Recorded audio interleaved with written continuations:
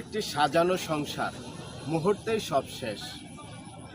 বলছি ময়মনসিংহের ভালুকার চাঞ্চল্যকর একটি হত্যাকাণ্ডের ঘটনা। কি ভাবছেন, এটি সাধারণ হত্যাকাণ্ড? না, এটি পরিকল্পিত একটি হত্যাকাণ্ড, যা শুনলে যে কেউরই গা শিউরে উঠবে। গত সোমবার 14 জুলাই সকাল আনুমানিক 10টা হবে। বালুকার TNT মোড় এলাকার হৃদয় মিয়ার বাড়ির দৃশ্য এটি। বাড়ির উঠোন জুড়ে হাজারো উৎসুক জনতার ভিড়। তারা দেখতে এসেছে ঘরের ভিতর এক বিছানায় 3টি মরদেহ রয়েছে।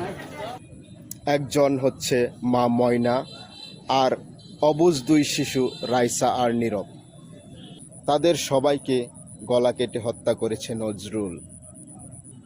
প্রতিদিনের মতোই রফিক তার প্রিয়তমা স্ত্রী আর 2 সন্তান রাইসা ও নীরবকে রেখে গিয়েছিল ঘুমে। কিন্তু কে জানত তারই আপন ছোট ভাই মানুষরূপী পিচাস রেখে গিয়েছিল রুমে, যে কিনা ঘটিয়েছে এমন হত্যাকাণ্ড।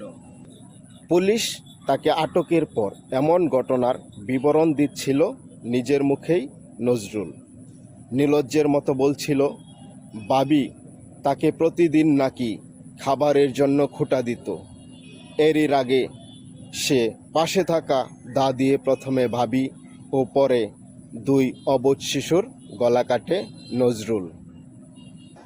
3 জনেরই গলা কাটার পর নজরুল পালিয়েছিল আত্মগোপনে। কিন্তু কথায় আছে, পাপ কখনোই বাপকেও ছাড়ে না।